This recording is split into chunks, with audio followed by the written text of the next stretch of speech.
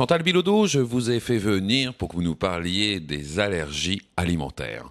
Vous savez qu'on a des milliers de touristes français qui viennent au Québec chaque année. Certains d'entre eux ont des allergies et c'est pas forcément drôle pour eux, vous vous en doutez. Ils savent pas trop où se renseigner, alors on vous a convoqué pour ça. Dites-nous un petit peu, quand on va au restaurant, quand on sort, comment ça se passe pour les allergies qu'on est un touriste? C'est certain que l'idée de sortir au restaurant peut être une source de stress, surtout quand on n'est pas dans notre pays d'origine. On ne connaît pas les habitudes des gens, on ne connaît pas la façon qu'ils ont de traiter avec le sujet des allergies alimentaires. Alors, je dirais que la première chose à faire en tout temps, c'est d'appeler à l'avance.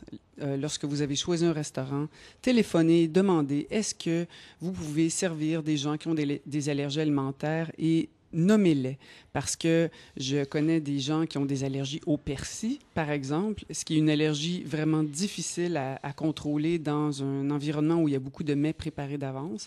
Alors, c'est important de vraiment le communiquer au départ. Donc on téléphone au restaurant avant d'y aller, puis on annonce la couleur. Voilà. Très bien. Et d'autre part, c'est sûr qu'on doit leur demander si ils ont suivi une formation sur les allergies alimentaires, parce que maintenant, c'est un service qui existe au Québec.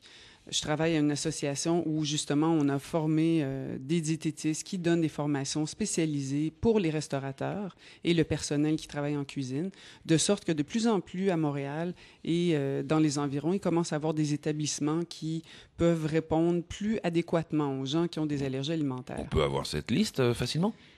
Pas pour le moment, non. D'accord. Malheureusement, il faut vraiment prendre l'initiative de contacter le restaurateur Ok, et déjà de voir si ça a été fait.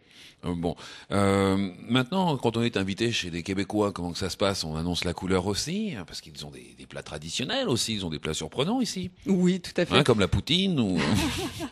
Oui, c'est certain que encore là, on doit s'assurer de bien communiquer je dirais nos limites. Alors, dépendamment du type d'allergie, encore une fois, la personne peut avoir besoin de beaucoup de préparation et c'est toujours agréable d'aider à la préparation en tant que telle. Donc, on peut aller faire les courses avec la personne, surtout si, bon, n'étant pas québécois, on connaît peut-être moins les étiquetages de la façon que ça fonctionne ici.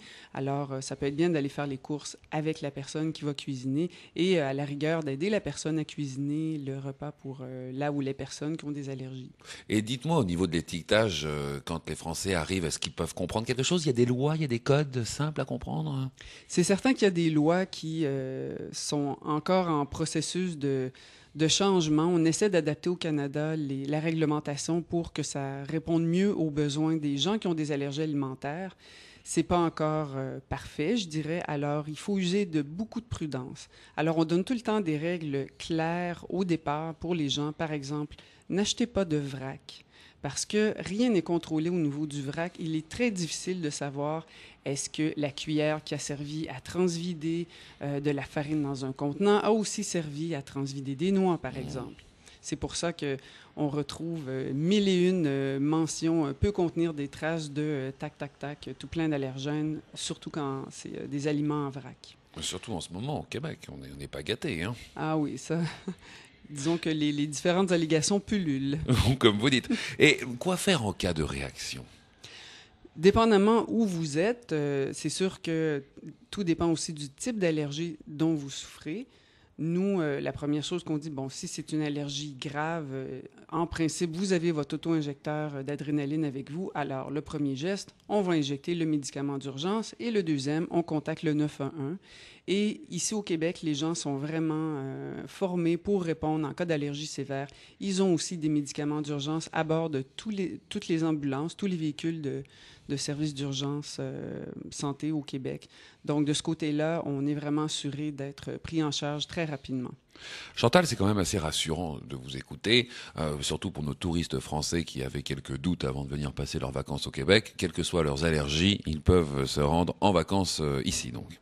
Oui, sans problème. C'est toujours une question de communication à la base et d'être bien préparé, s'assurer d'avoir ses médicaments avec soi, bien sûr.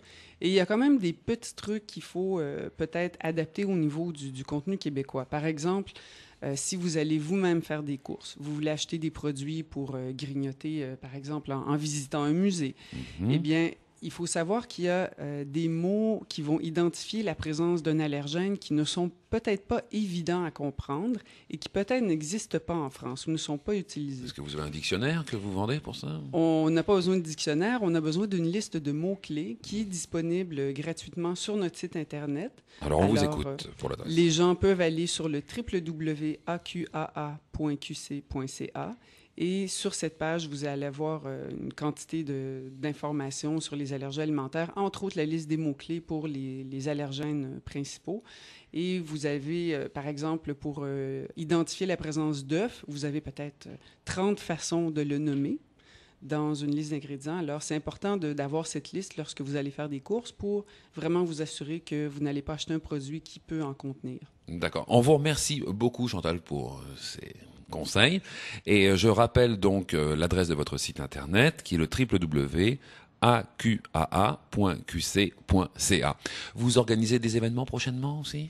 Oui, nous avons un événement la semaine prochaine qui est le Salon Vin et Gastronomie qui est le 24 septembre. Alors, c'est une soirée assez prestigieuse où on va servir des mets fins accompagnés d'un grand choix de vins.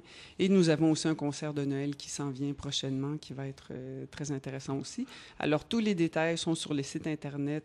Vous pouvez avoir accès au formulaire d'inscription en ligne. Alors, tout est là. Alors, pour tous les gens qui ne sont pas allergiques au vin et aux bonnes choses, vous vous inscrivez. Voilà. Merci beaucoup, Chantal. Ça me fait plaisir. Au revoir.